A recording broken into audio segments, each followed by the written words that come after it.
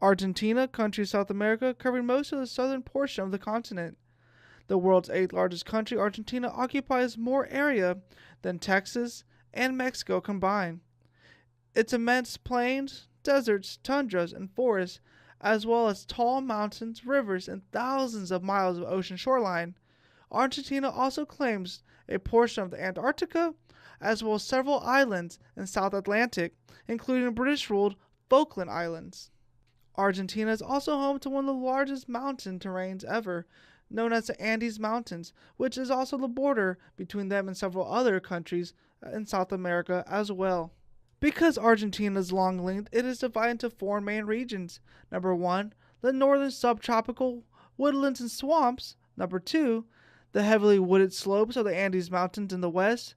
Number 3, the far south submarine of the cold Patagonian Plateau.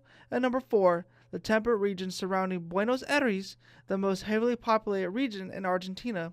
It is the fourth as it has a mild climate, fertile soils, and was close to where Argentina's cattle industry began. In addition, these regions, Argentina has many large lakes in the Andes and the second largest river system in South America, the Paraguay Paranio Uruguay, that drains from the northern Chaco region to Rio de la Plata near Buenos Aires. Like its terrain, Argentina's climate varies as well as most of the country. It is considered temperate with small arid portion in southeast. However, Argentina's southwestern portion is very cold and dry in a subarctic climate. Argentina has long played an important role in the continent's history. Following 3 centuries of Spanish colonization, Argentina declared independence in 1816. And Argentina nationalists were instrumental in revolutionary movements elsewhere, a fact that prompted 20th century writer Jorge Luis Borges to observe South America's independence was to a great extent an Argentina enterprise. Torn by strife and occasional war between political factions demanding either central authority based in Buenos Aires or provisional autonomy. Argentina tended towards periods of caudillo or strongman leadership, most famously under the presidency of Juan Perón.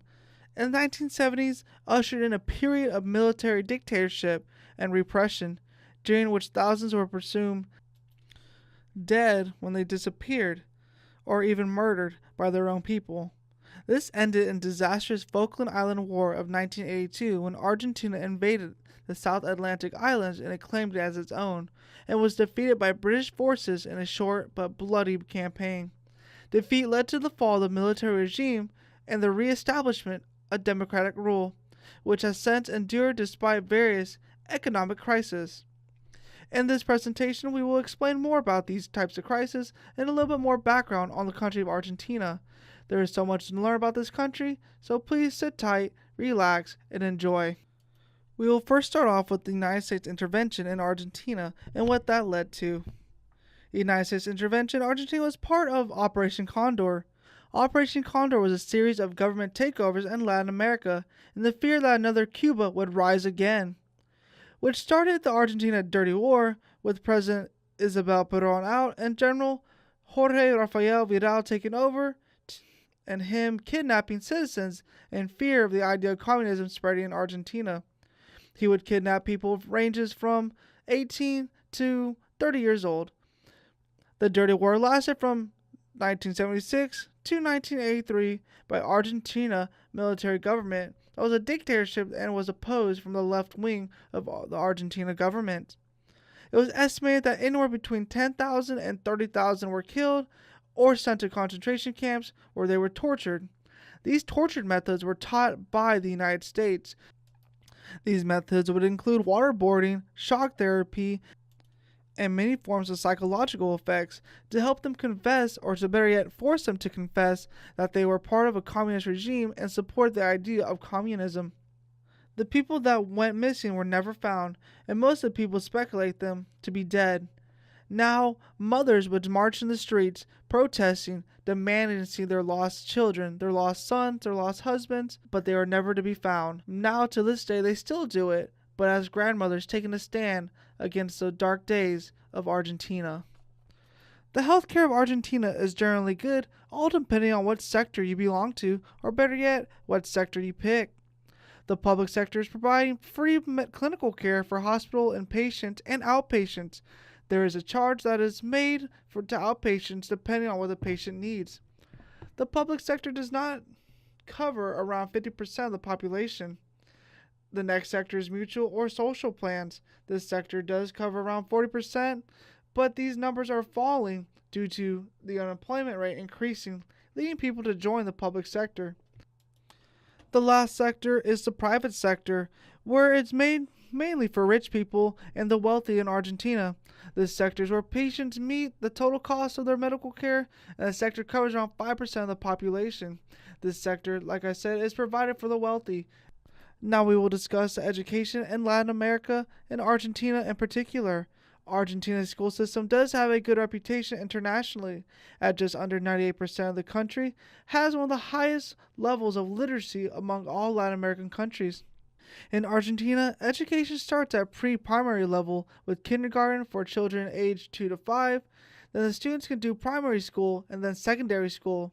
At the end of the secondary school, students can take an entrance exam for enrollment in one of Argentina's universities. Private universities in Argentina may have additional admission requirements, but nevertheless, you do see many kids going that route. A lot of kids do choose to go to college in Argentina to help better their chances at having a successful life. All because of the education level, Argentina does seem on the uprise compared to many of its other Latin America counterparts. Now we will dive into the heritage of Argentina. Most of Argentinians are European descent, and they are either descent from colonial, from the 19th or 20th century settlers. Argentina's most common ethnic groups are either Italian or Spanish. What is interesting about Argentina, or the race of Argentina, is even though most of the neighboring countries are tan or dark skinned, Argentinians are mostly white. Argentina is what some would argue whitewashed, meaning that white colored people are the dominant people in society.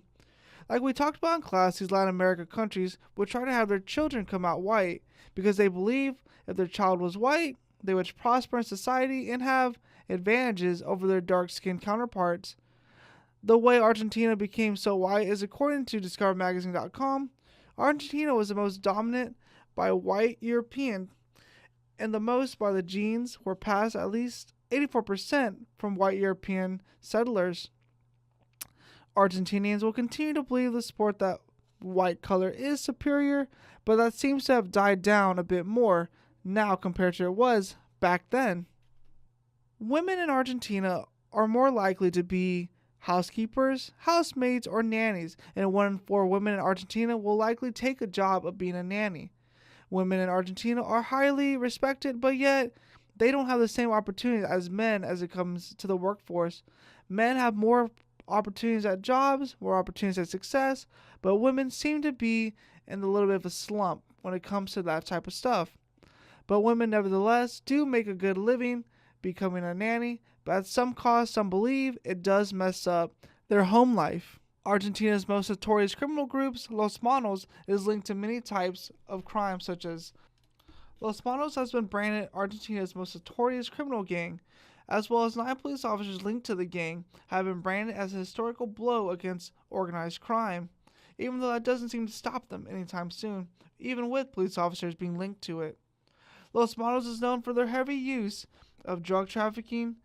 Drugs in Rosario are sold at semi-permanent, fixed bunkers, or in plain sight for everyone to see, including the police. The tension is thick in Rosario. People have become paranoid and live in fear. When one of these drug smuggling groups has a score to settle or must dispute sales turfs, they get hired guns who are in charge of killing their enemies or shooting up other group bunkers to make a point. Throughout their history, members of Los Manos have typically sorted out their differences with armed forces and crackdowns. They perfected this technique and became stronger. They now develop ties with public institutions, state entities, and soccer club rivals. They continue to do fixing when it comes to courts and even do gambling services when it comes to soccer matches. They'll even sometimes convince soccer players to point shave. Despite Argentina's upbringing and becoming its own private country, or better yet, its own country, it is still a wonderful place and a beautiful place. Argentina is also known for its superior soccer play, and with the World Cup coming up this summer, they're looking to finally capture a World Cup that has been done since Diego Maradona wore the jersey. Argentina is still a great place for people to look at, study, and live. Argentina is a country of many wonders and many sights, but nevertheless, Argentina is still one of the greatest countries in South America.